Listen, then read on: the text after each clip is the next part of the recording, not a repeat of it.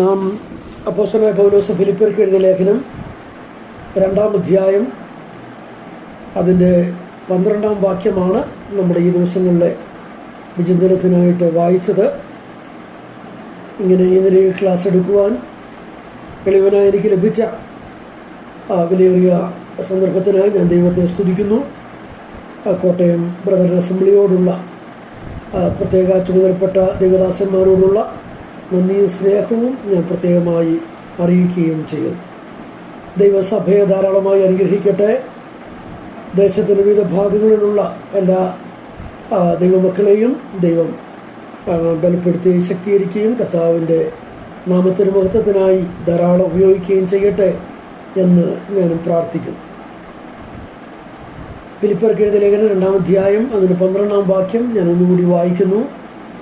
അതുകൊണ്ട് പ്രിയമുള്ളവരെ, നിങ്ങളെല്ലായ്പ്പോഴും അനുസരിച്ചതുപോലെ ഞാൻ അരികത്തിരിക്കുമ്പോൾ മാത്രമല്ല, ഇന്ന് ദൂരത്തിരിക്കുമ്പോൾ ഏറ്റവും അധികമായി ഭയത്തോടും വിറയലോടും കൂടെ നിങ്ങളുടെ രക്ഷയ്ക്കായി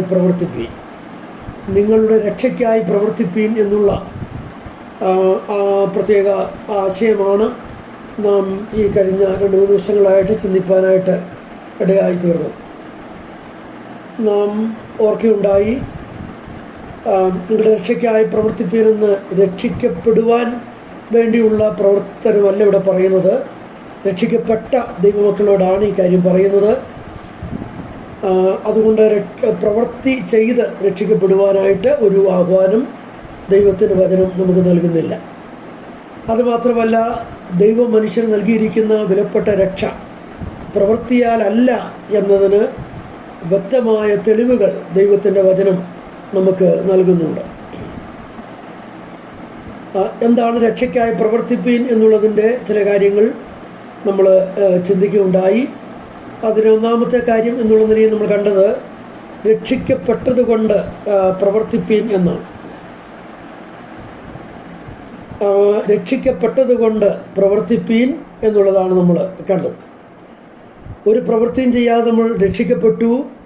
അങ്ങനെ രക്ഷിക്കപ്പെട്ട നമ്മൾ അനുദിന ജീവിതത്തിൽ പ്രവൃത്തിയുള്ളവരായി ജീവിക്കണം എന്ന് ദൈവത്തിൻ്റെ വചനം ഓർപ്പിക്കുകയാണ്. മാത്രമല്ല, നിങ്ങളുടെ രക്ഷയെ പ്രാവർത്തികമാക്കുകയും, ഞാൻ ഇനി അതിലേക്ക് വിശദീകരിക്കുവാനായിട്ട് ആഗ്രഹിക്കുന്നില്ല. മൂന്നാമത്തെ നമ്മൾ കണ്ടത് രക്ഷയെക്കുറിച്ചുള്ള പഠനത്തിൽ ത്രികാല രക്ഷ എന്ന ഒരു പ്രത്യേക ആശയം നമുക്ക് കാണുവാനായിട്ട് കഴിയും. അതിൽ ത്രികാല രക്ഷയിലുള്ള രക്ഷിക്കപ്പെട്ടുകൊണ്ടിരിക്കുന്നു എന്നുള്ള ആശയം നമ്മുടെ ജീവിതത്തിൽ നിറവേറപ്പെടണം എന്നുള്ളതാണ്. നാലാമതായി നമ്മൾ കണ്ടത് നിങ്ങളുടെ രക്ഷയെ അതിൻ്റെ പൂർത്തീകരണത്തിലേക്ക് കൊണ്ടുവരിക എന്നുള്ളതാണ്. എന്ന് പറഞ്ഞാൽ, രക്ഷിക്കപ്പെട്ട അവസരത്തിൽ നമ്മൾ കർത്താവിനെ നമ്മുടെ സ്വന്തം കർത്താവായി ഏറ്റെടുത്ത് ജീവിതം ആ കർത്താവിൻ്റെ പവിത്ര പാദങ്ങളിൽ സമർപ്പിച്ചതാണ്. അത് ആ നിലയിൽ തന്നെ നിറവേറ്റുവാൻ നമുക്ക് കഴിയേണ്ടതായിട്ടുണ്ട്. ഞാൻ ക്രിസ്തു എന്ന ഏക പുരുഷന് നിങ്ങളെ നിർമ്മല കന്യകയായി ഏൽപ്പിപ്പാൻ വിവാഹ നിശ്ചയം ചെയ്തിരിക്കുന്നു. എന്നാൽ സർപ്പം ഹവ്വയെ ഉപായത്താൽ ചതിച്ചതുപോലെ നിങ്ങളുടെ ഹൃദയം ക്രിസ്തുവിനോടുള്ള ഏകാഗ്രതയും നിർമ്മലതയും വിട്ട് വഷളായി പോകുമോ എന്ന് ഞാൻ ഭയപ്പെടുന്നു എന്നാണ് അപ്പോസ്തലനായ പൗലോസ് പറയുന്നത്. മാത്രമല്ല, രക്ഷിക്കപ്പെട്ട ആ സമയം തന്നെ എത്രയോ അനുഗ്രഹങ്ങളാണ് ദൈവം നമുക്ക് തന്നത്. ആ അനുഗ്രഹങ്ങൾ, നമ്മൾ ആ വാഗ്ദത്തങ്ങൾ കരസ്ഥമാക്കുന്നവരായി നമ്മളായിരിക്കണം എന്നുള്ളത് നമ്മളവിടെ കാണുവാനായിട്ട് കഴിയും. എങ്ങനെയാണ് നമ്മൾ രക്ഷയ്ക്കായിട്ട് പ്രവർത്തിക്കേണ്ടത് എന്നുള്ളത് കണ്ടു. ഏറ്റവും അധികമായി ഭയത്തോടും വിറയലോടും കൂടെ രക്ഷയ്ക്കായി പ്രവർത്തിക്കണം എന്ന് പറഞ്ഞാൽ, ആ രക്ഷയ്ക്കായിട്ട് പ്രവർത്തിക്കേണ്ടതിൻ്റെ അത്യാവശ്യകത നമ്മൾ മനസ്സിലാക്കണം. അത് മനസ്സിലാക്കി രക്ഷയ്ക്ക് വേണ്ടി പ്രവർത്തിക്കണം എന്നുള്ളതാണ് നമ്മൾ കണ്ടത്. പിന്നീട് നമ്മൾ ഈ വിഷയത്തിൻ്റെ വേറൊരു ഭാഗത്തേക്ക് തിരിഞ്ഞാണ് നമ്മൾ ചിന്തിച്ചത്. എന്തിനെല്ലാം വേണ്ടിയാണ് നാം രക്ഷയ്ക്കായിട്ട് പ്രവർത്തിക്കേണ്ടത്? എന്തിനെല്ലാം വേണ്ടിയാണ് നാം രക്ഷയ്ക്കായി പ്രവർത്തിക്കേണ്ടത്? നാം അതിൻ്റെ 1 മുതൽ 11 വരെയുള്ള വാക്യങ്ങളിൽ കണ്ട ഒരു വസ്തുത, അനുഗ്രഹീതമായൊരു സഭാ ജീവിതത്തിനായി നാം രക്ഷയ്ക്കായി പ്രവർത്തിക്കണം. അനുഗ്രഹീതമായ ഒരു സഭാ ജീവിതത്തിനായി നാം രക്ഷയ്ക്കായി പ്രവർത്തിക്കണം. ക്രിസ്തുവേശുവിനുള്ള ഭാവം തന്നെ നിങ്ങളിൽ ഉണ്ടായിരിക്കട്ടെ. എന്താണ് കർത്താവിനുള്ള പ്രത്യേകമായ ഇവിടെ എടുത്തു പറയുന്ന സ്വഭാവം ഓരോരുത്തരും സ്വന്തം ഗുണമല്ല, മറ്റുള്ളവൻ്റെ ഗുണവും കൂടെ നോക്കണം.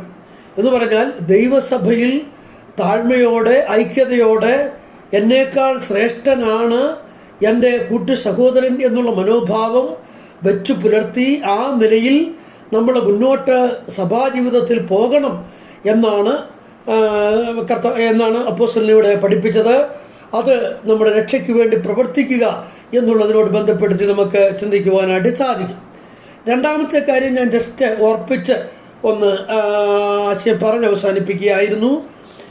വേർപാട് ജീവിതത്തിന് വേണ്ടി നാം രക്ഷയ്ക്കായി പ്രവർത്തിക്കണം. വേർപാട് ജീവിതത്തിനായി നാം രക്ഷയ്ക്കായിട്ട് പ്രവർത്തിക്കണം. അതിനുവേണ്ടി അതിന് 14-ാം വാക്യമാണ് നമ്മൾ കണ്ടത്. 14-ാം വാക്യം, വക്രതയും കോട്ടവുമുള്ള തലമുറയുടെ നടുവിൽ നിങ്ങൾ അനിന്യരും പരമാർത്ഥികളും ദൈവത്തിന് നിഷ്കളങ്ക മക്കളും ആകേണ്ടതിന് എല്ലാം പെറുപെറുപ്പും വാദവും കൂടാതെ ചെയ്യുവിൻ. ഒരു വേർപാട് ജീവിതത്തെക്കുറിച്ചാണ് നമ്മൾ ഇവിടെ മനസ്സിലാക്കുന്നത്.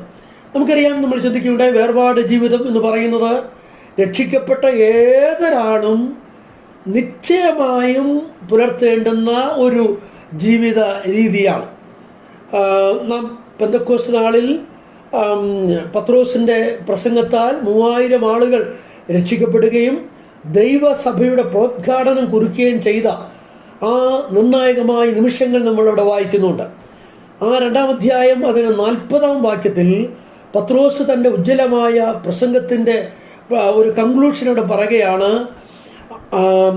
എന്താണ്, ഈ വക്രതയുള്ള തലമുറയിൽ നിന്ന് രക്ഷിക്കപ്പെടുവീൻ എന്ന് പറയുകയാണ്.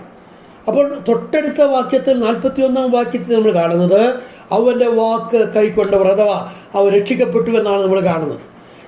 എന്താണ് അവർ കേട്ട് രക്ഷിക്കപ്പെട്ടത്? ഈ വക്രതയുള്ള തലമുറയിൽ നിന്ന് രക്ഷിക്കപ്പെടുവീൻ എന്നാണ്. അപ്പോൾ രക്ഷിക്കപ്പെടുക എന്ന് പറയുമ്പോൾ കേവലം ഞാൻ യേശുവിനെ കർത്താവായി സ്വീകരിച്ചു, എൻ്റെ പാപങ്ങൾ ഏറ്റുപറഞ്ഞു എന്ന് മാത്രം നമ്മൾ ചിന്തിക്കേണ്ട ആവശ്യമില്ല. ഒരു വേർപാട് ആ വാക്കിൽ തന്നെ അടങ്ങിയിട്ടുണ്ട്. ഒരു വേർപാടോടുകൂടിയ രക്ഷയാണ് പുതിയ നിയമം നമുക്ക് പഠിപ്പിക്കുന്ന ആത്മരക്ഷ എന്ന് പറയുന്നത്. നമുക്കറിയാം, സഭ എന്ന വാക്കിൻ്റെ അർത്ഥം തന്നെ വിളിച്ച് വേർതിരിക്കപ്പെട്ടവരുടെ കൂട്ടം എന്നാണ്. വിളിച്ച് വേർതിരിക്കപ്പെട്ടവരുടെ കൂട്ടം എന്നാണ്. കർത്താവ് നമ്മളെ രക്ഷിച്ചപ്പോൾ നമ്മളെ വിശുദ്ധരാക്കി തീർത്തു. ആ സാങ്ക്ടിഫിക്കേഷൻ എന്ന വാക്കിൻ്റെ അർത്ഥവും സെറ്റ് അപ്പാർട്ട് എന്നാണ്. പ്രിയപ്പെട്ടവരെ, ഇതിലൂടെയൊക്കെ നമുക്ക് മനസ്സിലാക്കുവാനായിട്ട് കഴിയുന്നത് എന്താണ്? നാം രക്ഷിക്കപ്പെട്ട നമ്മൾ തീർച്ചയായും വേർപാടിൻ്റെ അനുഭവം പുലർത്തി മുന്നോട്ട് പോകണം എന്നുള്ളതാണ്. ഞാൻ രക്ഷിക്കപ്പെട്ട ഒരാളാണ്, പക്ഷെ വേർപാട് പുലർത്തി പോകാനായിട്ട് എനിക്ക് പറ്റുന്നില്ല എന്ന് പറയുന്നതിനകത്ത് യാതൊരു ന്യായവുമില്ല. രക്ഷിക്കപ്പെട്ട ദൈവമക്കൾ വേർപെട്ട ജീവിതം പുലർത്തി പോകേണ്ടതാണ്. ഈ വേർപാട് ജീവിതം എന്ന് പറഞ്ഞാൽ നമുക്കറിയാം, അതൊരു വിശുദ്ധ ജീവിതമാണ്. അത് ദൈവത്തിൻ്റെ വചനം പഠിപ്പിക്കുന്ന ഒരു കാര്യമാണ്. അങ്ങനെ നമ്മൾ ചിന്തിക്കുമ്പോൾ എന്താണ് വാസ്തവത്തിൽ വിശുദ്ധ ജീവിതം എന്ന് പറയുന്നത്? നമുക്ക് അറിയാവുന്ന വാക്യമാണ് 1 പത്രോസ് 1:16. ഞാൻ വിശുദ്ധനാകയാൽ നിങ്ങളും വിശുദ്ധരായിരിപ്പിൻ. ഞാൻ വിശുദ്ധനാകയാൽ നിങ്ങളും വിശുദ്ധരായിരിപ്പിൻ. പഴയ നിയമത്തിലെ അത് പുതിയ നിയമത്തിൽ ഉദ്ധരിക്കുകയാണ് പത്രോസ് ചെയ്യുന്നത്. ആകട്ടെ 1-ാം അധ്യായം 16-ാം വാക്യത്തിൽ ഞാൻ വിശുദ്ധനാകയാൽ നിങ്ങളും വിശുദ്ധരായിരിക്കണമെന്ന് പറയുമ്പോൾ എന്താണ് വിശുദ്ധ ജീവിതം എന്ന് ആ 14 മുതലുള്ള വാക്യങ്ങളിൽ അപ്പോസ്തലനായ പത്രോസ് രേഖപ്പെടുത്തുന്നത് നമുക്ക് കാണുവാനായിട്ട് സാധിക്കും. എന്താണ് വിശുദ്ധ ജീവിതം, അഥവാ എന്താണ് വേർപാട് ജീവിതം എന്നൊക്കെ നമുക്ക് അവിടെ നിന്നും മനസ്സിലാക്കുവാനായിട്ട് സാധിക്കും.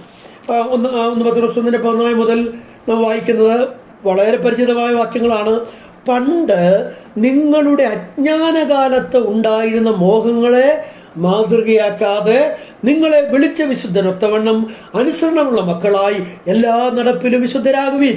എൻ്റെ പ്രിയപ്പെട്ടവരെ, ദൈവമക്കളുടെ അനുദിന ജീവിതത്തിലെ വിശുദ്ധിയോടുള്ള ബന്ധത്തിൽ വളരെ പ്രാധാന്യമുള്ള ഒരു വാക്യമായി നമുക്കിതിനെ കാണുവാനായിട്ട് കഴിയും. പണ്ട് നിങ്ങളുടെ അജ്ഞാനകാലം. ഏതാണ് ഈ പണ്ട് എന്ന് പറയുന്നത്? പ്രിയപ്പെട്ടവരെ, രക്ഷിക്കപ്പെടുന്നതിന് മുമ്പുള്ള ആ കാലം ഏതാണോ, ആ സമയം ഏതാണോ, അതിനെയാണ് പണ്ട് എന്ന് പറഞ്ഞിരിക്കുന്നത്. ഇന്നാണ് രക്ഷിക്കപ്പെട്ടതെങ്കിൽ അതിനു മുമ്പുള്ള സമയത്തെയാണ് ഈ പണ്ട് എന്ന് പറഞ്ഞിരിക്കുന്നത്. ആ കാലം എങ്ങനെയുള്ള കാലമാണ്? അജ്ഞാനകാലമാണ്, അറിയായ്മയുടെ കാലമാണ്. അറിയായ്മയുടെ കാലം. ബൗദ്ധികമായ അറിവിനെയല്ല ഇവിടെ പറയുന്നത്, ആത്മീകമായ അറിവില്ലാതിരുന്ന കാലമായിരുന്നു ആ കാലം എന്ന് പറയുന്നത്. നമുക്കറിയാം, അഥേനയിൽ അരിയോപക്ക് കുന്നിന്മേൽ നിന്നുകൊണ്ട് പൗലോസ് പ്രസംഗിക്കുന്നത് നമ്മൾ കാണുന്നുണ്ട്, പ്രവൃത്തി 17:30. എന്നാൽ അറിയായ്മയുടെ കാലങ്ങളെ ദൈവം ലക്ഷ്യമാക്കാതെ ഇപ്പോൾ എല്ലായിടത്തും എല്ലാവരും മാനസാന്തരപ്പെടണമെന്ന് ദൈവം മനുഷ്യരോട് കൽപ്പിക്കുന്നു. അപ്പോൾ അറിയായ്മയുടെ കാലങ്ങൾ ഏത് നിലയിൽ ദൈവത്തിൻ്റെ വഴിയിൽ നിന്ന് വ്യതിചലിച്ചു പോയോ പ്രിയപ്പെട്ടവരെ, അതിനെയെല്ലാം സംക്ഷേപിച്ചുകൊണ്ടാണ് അറിയായ്മയുടെ കാലം എന്ന് പറയുന്നത്. ഇവിടെ വാക്യത്തിൽ പറയുന്നത് പണ്ട് നിങ്ങളുടെ അജ്ഞാനകാലത്ത്, അടുത്തത് ഉണ്ടായിരുന്ന മോഹങ്ങളെ മാതൃകയാക്കാതെ. അജ്ഞാനകാലത്തുണ്ടായിരുന്ന മോഹങ്ങൾ, വാസ്തവത്തിൽ എന്താണ് ആ മോഹങ്ങൾ എന്ന് പറയുന്നത്? പ്രിയപ്പെട്ടവരെ, പാപമോഹങ്ങൾ, രക്ഷിക്കപ്പെടുന്നതിന് മുമ്പുള്ള ആ പാപപ്രകൃതിയിലുള്ള മോഹങ്ങൾ, അതാണ് അജ്ഞാനകാലത്തുണ്ടായിരുന്ന മോഹങ്ങൾ. പ്രിയപ്പെട്ടവരെ, ആ മോഹങ്ങൾ ഒന്നും ഇന്ന് മാതൃകയാക്കാതിരിക്കുക, ആ മോഹങ്ങളൊന്നും ഇന്ന് വെച്ചു പുലർത്താതിരിക്കുക. അതാണ് പ്രിയപ്പെട്ടവരെ വിശുദ്ധ ജീവിതം എന്ന് പറയുന്നത്. രക്ഷിക്കപ്പെടുന്നതിന് മുമ്പ് എനിക്ക് ഏതെല്ലാം കാര്യങ്ങളോട് മോഹമുണ്ടായിരുന്നു, എനിക്ക് എൻ്റെ പാപ മനുഷ്യനിൽ ഏതെല്ലാം കാര്യങ്ങളോട് പ്രത്യേകമായ താല്പര്യമുണ്ടായിരുന്നു, ആ താല്പര്യങ്ങളൊന്നും ഇന്ന് വെച്ചു പുലർത്താതിരിക്കുക.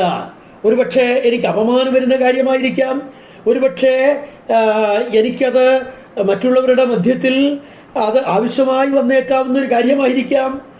ഏതായാലും അതൊന്നും ഈ സിലബസിലെ വിഷയങ്ങളല്ല. പണ്ട് നിങ്ങളുടെ അജ്ഞാനകാലത്ത് ഉണ്ടായിരുന്ന മോഹങ്ങളെ മാതൃകയാക്കരുത് എന്ന് പറഞ്ഞാൽ അക്ഷരാർത്ഥത്തിൽ മാതൃകയാക്കരുത് എന്ന് തന്നെയാണ് അതിൻ്റെ അർത്ഥം. മാത്രമല്ല, നിങ്ങളെ വിളിച്ച വിശുദ്ധനൊത്തവണ്ണം അനുസരണമുള്ള മക്കളായി എല്ലാ നടപ്പിലും വിശുദ്ധരാകുവിൻ എന്ന് പറഞ്ഞാൽ എന്നെ വിളിച്ചവൻ ആരാണ് എന്നുള്ള ബോധ്യം എനിക്കുണ്ടാകണം. പ്രിയപ്പെട്ടവരെ, എന്നെ വിളിച്ചത് ഒരു വിശുദ്ധനാണ്, പാപമില്ലാത്ത പരിശുദ്ധ രക്ഷകൻ. നിങ്ങളിൽ ആർക്ക് എന്നെ പാപത്തെക്കുറിച്ച് ബോധം വരുത്തുവാൻ കഴിയും എന്ന് ഉറക്കെ ചോദിച്ച ഒരു വിശുദ്ധൻ. പ്രിയപ്പെട്ടവരെ, ആ വിശുദ്ധൻ അവനാണ് നമ്മളെ വിളിച്ചത്. നിങ്ങളെ വിളിച്ചത് ആരാണെന്ന് നാം മനസ്സിലാക്കണം. പ്രിയപ്പെട്ടവരെ, ആ വിശുദ്ധനായ കർത്താവാണ് നമ്മളെ വിളിച്ചത്. അതുകൊണ്ടാണ് യോഹന്നാൻ 3:3 നമ്മൾ കാണുന്നത്, നമ്മൾ വായിക്കുന്നത് എന്താണ്? അവൻ നിർമ്മലനായിരിക്കുന്നത് പോലെ നിങ്ങളും നിർമ്മലരായിരിക്കുവിൻ, നിങ്ങളെ തന്നെ നിർമ്മലീകരിക്കുവിൻ. പ്രിയപ്പെട്ടവരെ, നമ്മുടെ കർത്താവ് നിർമ്മലനാണ്. ആ നിർമ്മലനായ കർത്താവാണ് നമ്മളെ വിളിച്ചത്. അതുകൊണ്ട് ആ വിളിച്ച വിശുദ്ധനൊത്തവണ്ണം നമ്മൾ എന്തായിരിക്കണം? അനുസരണമുള്ള മക്കളായി എല്ലാ നടപ്പിലും വിശുദ്ധരായിരിക്കണം, അനുസരണമുള്ള മക്കളായിരിക്കണം. പ്രിയപ്പെട്ടവരെ, അനുസരണം എന്ന് പറയുമ്പോൾ അതുണ്ടെങ്കിൽ മാത്രമേ ഈ വേർപാട് ജീവിതം, വിശുദ്ധ ജീവിതം നയിക്കാൻ പറ്റത്തുള്ളൂ. അനുസരണം നമുക്ക് കുറവായാൽ അയ്യോ എന്തെല്ലാം ചോദ്യങ്ങളാണ് നമ്മളിൽ നിന്ന് ഉരുത്തിരിയുന്നത് എന്നറിയാമോ? എന്തെല്ലാം ചോദ്യങ്ങൾ. അതങ്ങനെ വേണോ, ഇങ്ങനെ വേണോ, വേദപുസ്തകത്തിൽ അങ്ങനെ ക്ലിയറായിട്ട് പറഞ്ഞിട്ടുണ്ടോ? എന്തെല്ലാം ചോദ്യങ്ങൾ. അവർക്കങ്ങനെ ചെയ്യാമെങ്കിൽ എനിക്കെന്തുകൊണ്ട് ചെയ്തുകൂടാ? പ്രിയപ്പെട്ടവരെ, എന്തെല്ലാം ചോദ്യങ്ങൾ. എന്നാൽ ദൈവത്തിൻ്റെ വചനം പറയുന്നു, ദൈവത്തിൻ്റെ വചനം എന്താണ് പറയുന്നത് അത് ചോദ്യം ചെയ്യാതെയുള്ള അനുസരണമാണ് ദൈവം നമ്മളിൽ നിന്ന് ആഗ്രഹിക്കുന്നത്. അബ്രഹാമിനെ കുറിച്ച് നമുക്കറിയാം. നീ പുറപ്പെടാൻ പറഞ്ഞു, പുറപ്പെട്ടു, ഒന്നും ചോദിച്ചില്ല. അയ്യോ, ഞാൻ അവിടെ ചെന്നാൽ എങ്ങനെയാണ് എൻ്റെ കാര്യങ്ങൾ, അവിടെ ചെന്നാൽ ഞാൻ എങ്ങനെ ജീവിക്കും, എൻ്റെ കുടുംബത്തെ ഞാൻ എങ്ങനെ പുലർത്തും, ഒന്നും ചോദിച്ചില്ല. പോകാൻ പറഞ്ഞു, പോയി. പ്രിയപ്പെട്ടവരെ, വാസ്തവത്തിൽ അനുസരണമുള്ള മക്കൾ, അവർക്ക് മാത്രമേ വേർപാട് ജീവിതം, വിശുദ്ധ ജീവിതം നയിക്കാനായിട്ട് കഴിയുകയുള്ളൂ. അടുത്തത്, അനുസരണമുള്ള മക്കളായി എല്ലാ നടപ്പിലും വിശുദ്ധരാകുവീൻ. എല്ലാ നടപ്പിലും വിശുദ്ധരായിരിക്കണം. പ്രത്യേകം ഞാൻ ഓർപ്പിക്കട്ടെ, ഇഷ്ടമുള്ള നടപ്പിൽ മാത്രം വിശുദ്ധരായിട്ട് ഒരു കാര്യവുമില്ല, സൗകര്യമുള്ള നടപ്പിൽ മാത്രം വിശുദ്ധരായിട്ട് ഒരു കാര്യവുമില്ല, എനിക്ക് ബുദ്ധിമുട്ടില്ലാത്ത കാര്യത്തിൽ മാത്രം വിശുദ്ധരായിട്ടൊരു കാര്യവുമില്ല, എനിക്ക് അപമാനം വരാത്ത കാര്യത്തിൽ മാത്രം ഞാൻ വിശുദ്ധനായിരുന്നിട്ട് ഒരു കാര്യമില്ല. എല്ലാ നടപ്പിലും ഞാൻ വിശുദ്ധനായിരിക്കണം. പ്രിയപ്പെട്ടവരെ, അത് നിശ്ചയമായ കാര്യമാണ്. നമുക്ക് അങ്ങനെയൊക്കെ സാധിക്കുമോ എന്നുള്ളൊരു ചോദ്യമാണ്. പ്രിയപ്പെട്ടവരെ, പൗലോസ് പറയുന്നുണ്ട്, എന്നെ ശക്തനാക്കുന്നവൻ മുഖാന്തരം ഞാൻ സകലത്തിലും മതിയാകുന്നു. നമ്മളെ ശക്തനാക്കുന്ന ഒരു കർത്താവുണ്ട്. ദൈവസന്നിധിയിലിരുന്ന് ദൈവകൃപ പ്രാപിച്ച് ശക്തിയോടുകൂടി ജീവിക്കാൻ നമ്മൾ തയ്യാറായാൽ, പ്രിയപ്പെട്ടവരെ, ഏത് ജീവിത സാഹചര്യങ്ങളിലും പൂർണ്ണമായ എല്ലാ നടപ്പിലും അനുസരണമുള്ള മക്കളായി ജീവിക്കുവാൻ നമുക്ക് സാധിക്കുമെന്നുള്ളതിന് രണ്ടു പക്ഷമില്ല. അപ്പോൾ പണ്ട് നിങ്ങളുടെ അജ്ഞാനകാലത്തുണ്ടായിരുന്ന മോഹങ്ങളെ മാതൃകയാക്കാതെ നിങ്ങളെ വിളിച്ച വിശുദ്ധനൊത്തവണ്ണം അനുസരണമുള്ള മക്കളായി എല്ലാ നടപ്പിലും വിശുദ്ധരാകുവീൻ എന്നുള്ള ആ പാഠം നമ്മുടെ ജീവിതത്തിൽ നിറവേറപ്പെടുവാൻ ആവശ്യമുണ്ട്. നമുക്കറിയാം, എഫേസ്യ ലേഖനം 2-ാം അധ്യായം 1-ാം വാക്യം നമ്മൾ പലപ്പോഴും ആരാധനയ്ക്കും അതുപോലെയുള്ള സന്ദർഭങ്ങളൊക്കെ വായിക്കുകയും ദൈവത്തെ വളരെയധികം മഹത്വപ്പെടുത്തുകയും ചെയ്യുന്ന ഒരു വാക്യമാണ് എഫേസ്യർക്ക് എഴുതിയ ലേഖനം 2-ാം അധ്യായം അതിന് 1-ാം വാക്യം. എന്താ? അതിക്രമങ്ങളാലും പാപങ്ങളാലും മരിച്ചവരായിരുന്ന നിങ്ങളെയും അവൻ ഉയർപ്പിച്ചു. അതിക്രമങ്ങളാലും പാപങ്ങളാലും മരിച്ചവരായിരുന്ന നിങ്ങളെയും അവൻ ഉയർപ്പിച്ചു. നമുക്ക് എത്രയോ ആശ്വാസം തരുന്നൊരു വാക്യമാണിതില്ലേ. ദൈവത്തോട് നമ്മുടെ ഹൃദയമങ്ങ് നന്ദി കൊണ്ട് നിറയുന്നൊരു വാക്യമാണിതല്ലേ, അല്ലേ? പക്ഷെ പ്രിയപ്പെട്ടവരെ, അതിക്രമങ്ങളാലും പാപങ്ങളാലും മരിച്ചവരായിരുന്ന നിങ്ങളെയും അവൻ ഉയർപ്പിച്ചു എന്ന് പറഞ്ഞാൽ ആ ഉയർപ്പിക്കപ്പെട്ട അനുഭവത്തിൽ നമ്മൾ ജീവിക്കണം. അതാണ് ഇവിടെ ദൈവം ആഗ്രഹിക്കുന്നത്. ഉയർപ്പിച്ചു എന്നുള്ളത് ശരിയാണ്, പിന്നെയും നമ്മൾ മരിച്ചവരെ പോലെ ജീവിക്കാൻ പാടില്ല. ഉയർപ്പിക്കപ്പെട്ട ആ ഗാംഭീര്യം അത് സൂക്ഷിച്ചുകൊണ്ട്, ആ മഹത്വം കാത്തു സൂക്ഷിച്ചുകൊണ്ട് നമ്മൾ ജീവിക്കണം. അത് വളരെ അത്യാവശ്യമായ കാര്യമാണ്. അതിവിടെ പറയുന്നുണ്ട്. നോക്കിയേ, നമുക്കറിയാം എന്താണ് അതിക്രമങ്ങളാലും പാപങ്ങളാലും മരിച്ചവരായി നിങ്ങളെ അവൻ ഉയർപ്പിച്ചു എന്ന് പറഞ്ഞാൽ, നമുക്കറിയാം ദൈവജനത്തിന് എതിരായി നിൽക്കുന്ന 3 പ്രബലമായ ശക്തികളുണ്ട്. ഒന്ന് ലോകം, മറ്റൊന്ന് ജഡം, മറ്റൊന്ന് പിശാചാണ്. ലോകം, ജഡം, പിശാച്. പ്രിയപ്പെട്ടവരെ, ഈ 3 പ്രതിസന്ധികളോടും 3 വിഷയങ്ങളോടും അതിശക്തമായ പോരാട്ടം നടത്തി ജീവിക്കാനുള്ള ഒരു അനുഭവം, അതിനുള്ള ഒരവസ്ഥയിലേക്ക് നമ്മളെ കൊണ്ടുവന്നു. എപ്പോൾ കൊണ്ടുവന്നു? നമ്മളെ കർത്താവ് ഉയർപ്പിച്ചപ്പോൾ. ഉയർപ്പിച്ചില്ല എന്ന് നമുക്ക് സാധിക്കുകയില്ല. ലോകത്തോടും ജഡത്തോടും പിശാചിനോടും പോരാട്ടം നടത്തി വിജയം വരിക്കാൻ നമ്മളെ കർത്താവ് ഉയർപ്പിച്ചില്ലായിരുന്നു നമുക്ക് സാധിക്കുകയില്ല. അതുകൊണ്ടാണ് രക്ഷിക്കപ്പെടാത്തവരൊക്കെ ചോദിക്കുന്നത്, എങ്ങനെയാണ് നിങ്ങളിങ്ങനെ ജീവിക്കുന്നത്? എങ്ങനെയാണ് നിങ്ങളിങ്ങനെ ജീവിക്കുന്നത്? പ്രിയപ്പെട്ടവരെ, അതിൻ്റെ കാരണം എന്ന് പറയുന്നത് നമ്മളെ കർത്താവ് ഉയർപ്പിച്ചു എന്നുള്ളതാണ്. അപ്പോൾ ഉയർപ്പിച്ച് നമുക്ക് ഇനി ലോകത്തിൻ്റെ മേലും ജഡത്തിൻ്റെ മേലും പിശാചിൻ്റെ മേലും അനായാസേന വിജയം വരിച്ച് മുന്നോട്ട് പോകാൻ കഴിയും എന്നുള്ളത് നിശ്ചയമായ കാര്യമാണ്. ആ ലോകം, ജഡം, പിശാച് എന്നുള്ളത് ഇവിടെ നമുക്ക് കാണാനായിട്ട് കഴിയും. ഒന്നാമത്തേത് പിശാച് എന്നുള്ളതാണ്. എഫേസ്യർ 2:2.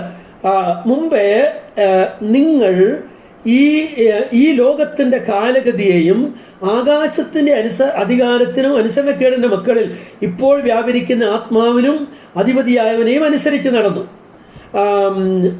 ഈ വാക്യങ്ങൾ 2 കാര്യങ്ങൾ കാണുന്നുണ്ട്. ഒന്നാമത് കാണുന്നത് ലോകത്തെക്കുറിച്ചാണ്. നിങ്ങൾ മുമ്പ് ഈ ലോകത്തിൻ്റെ കാലഗതിയെയും എന്ന് പറഞ്ഞാൽ അർത്ഥം എന്താ? ഈ ലോകത്തിൻ്റെ ആ രീതി എന്താണോ അതിനനുസരിച്ച് ഞാൻ നീങ്ങി.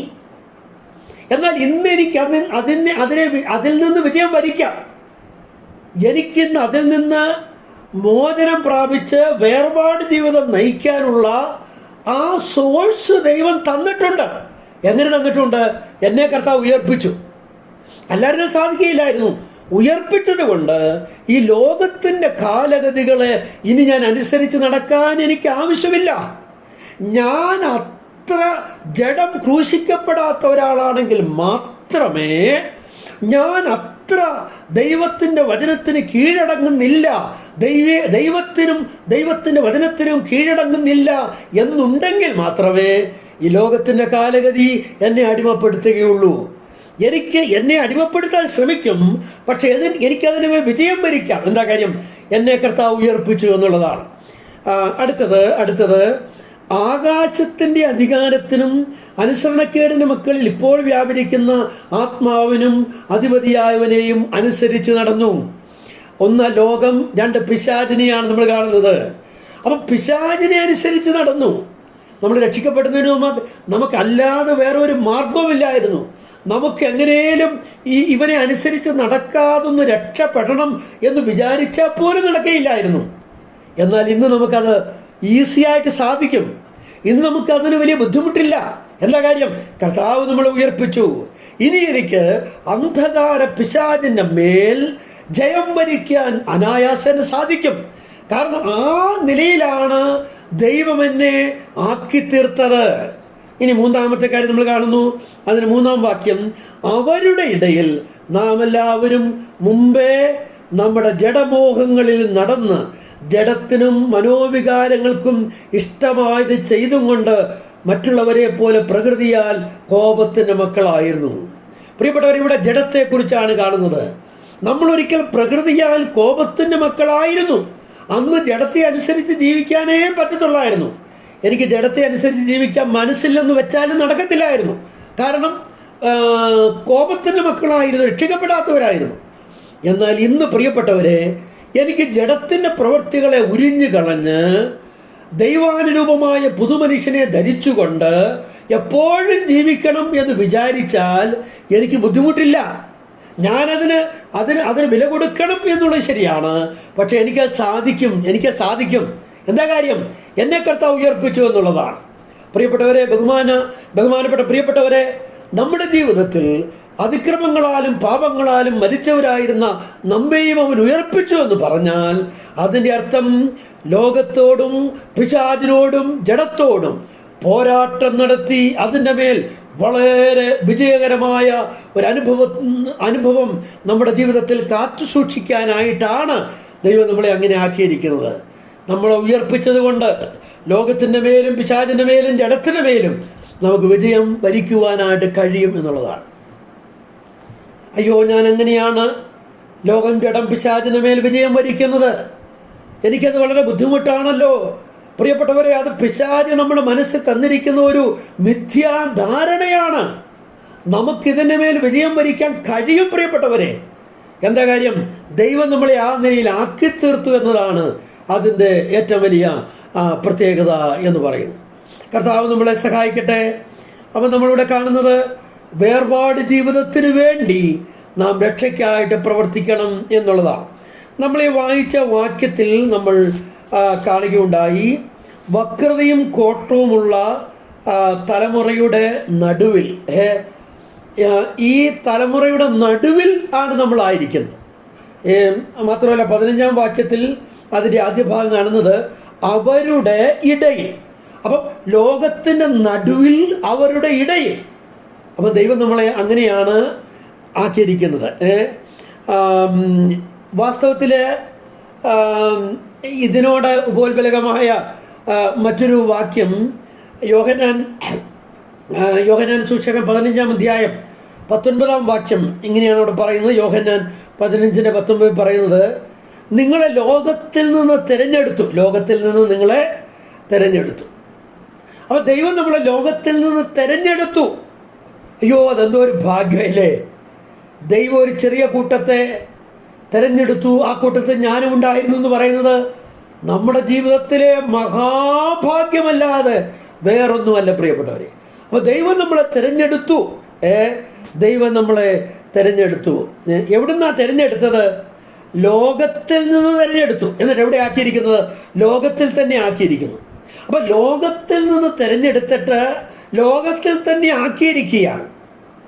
ലോകത്തിൽ നിന്ന് തിരഞ്ഞെടുത്തിട്ട് ലോകത്തിൽ തന്നെ ആക്കിയിരിക്കുകയാണ്. എന്തിനു വേണ്ടിയാ ലോകത്തിൽ നിന്ന് തിരഞ്ഞെടുത്ത് ലോകത്തിൽ തന്നെ ആക്കിയിരിക്കുന്നത്? ലോകക്കാരാകാതെ ലോകത്തിൽ ജീവിക്കേണ്ടതിന് ദൈവം നമ്മളെ അതിലെ തിരഞ്ഞെടുത്തു. പ്രിയപ്പെട്ടവരെ, നമ്മൾ ലോകത്തിലാണ് ജീവിക്കുന്നത്. ഇവിടെ വായിക്കുന്നു, വക്രതയും കോട്ടമുള്ള തലമുറയുടെ നടുവിൽ, അവരുടെ ഇടയിൽ. അപ്പോൾ നമ്മൾ ലോകത്തിലാണ് ജീവിക്കുന്നത്. പക്ഷേ നമ്മൾ ആരാകാൻ പാടില്ല? ലോകക്കാരാകാനായിട്ട് പാടില്ല. അതാണ് വേർപാട് ജീവിതം നമ്മളെ പഠിപ്പിക്കുന്ന ഒരു വലിയ പാഠം എന്ന് പറയുന്നത്. നമ്മളെ രക്ഷിച്ചിട്ട് കർത്താവ് നമ്മളെ വേറൊരു സ്ഥലത്തേക്ക് അങ്ങ് മാറ്റുകയല്ല ചെയ്തത്. എവിടെ വെച്ചാണോ നമ്മൾ രക്ഷിക്കപ്പെട്ടത്, ഏത് തലമുറയുടെ നടുവിൽ നിന്നാണോ ഞാൻ രക്ഷിക്കപ്പെട്ടത്, ആ തലമുറയുടെ നടുവിൽ തന്നെ നമ്മെ പിന്നെയും ആക്കുക. അതാണ് ദൈവത്തിൻ്റെ പ്രത്യേകമായ പദ്ധതി എന്ന് പറയുന്നത്.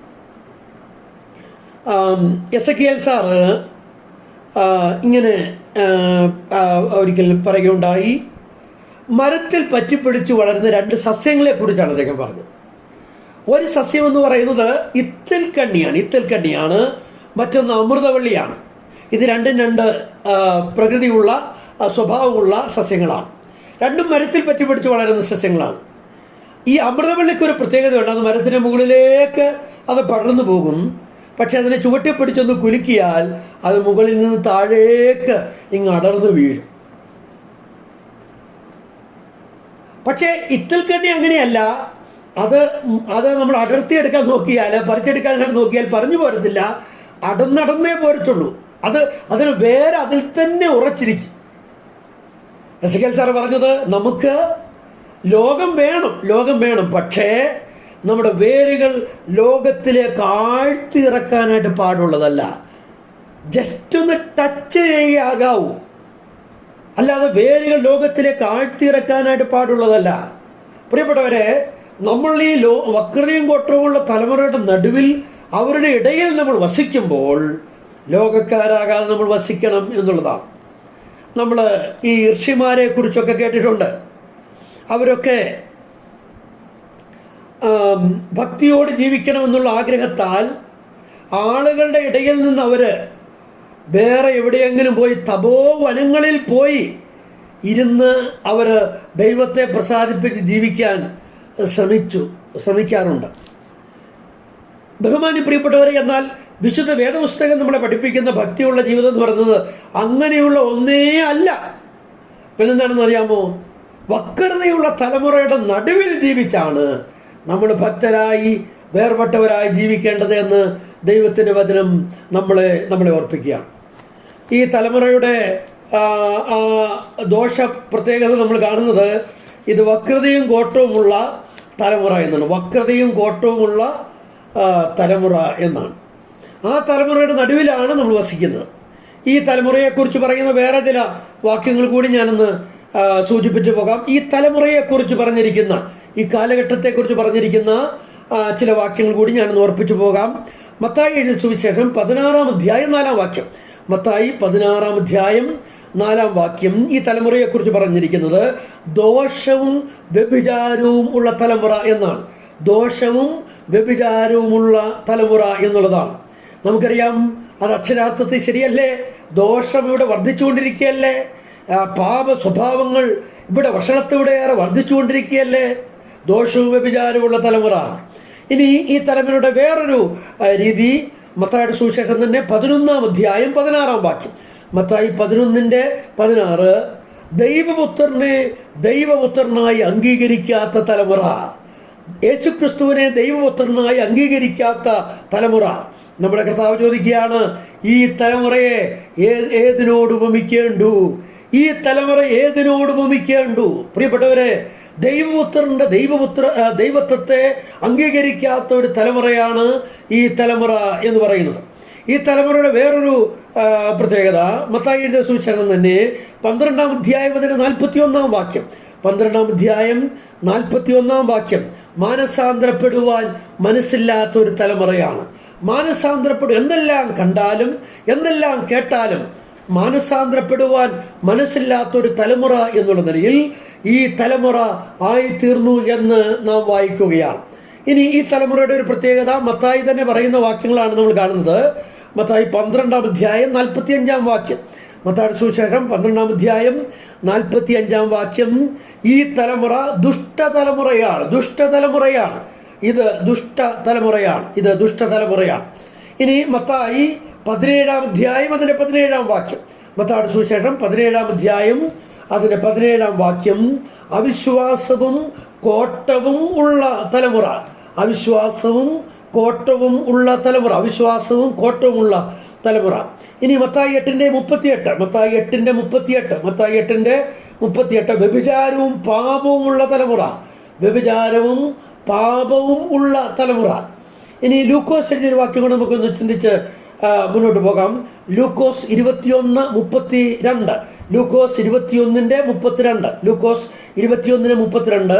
അന്ത്യകാല ലക്ഷണങ്ങൾ കാണുന്ന തലമുറ. അന്ത്യകാല ലക്ഷണങ്ങൾ കാണുന്ന തലമുറ. പ്രിയപ്പെട്ടവരെ, ആ നിലകളിലൊക്കെ ഈ തലമുറയെ വേദപുസ്തകം വിശേഷിപ്പിച്ചിരിക്കുകയാണ്. അപ്പം ഈ തലമുറയുടെ നടുവിൽ നമ്മൾ എങ്ങനെയാണ് ജീവിക്കേണ്ടത്? അനന്യരും പരമാർത്ഥികളും ദൈവത്തിൻ്റെ നിഷ്കളങ്ക മക്കളും ആയി നമ്മൾ ജീവിക്കണം.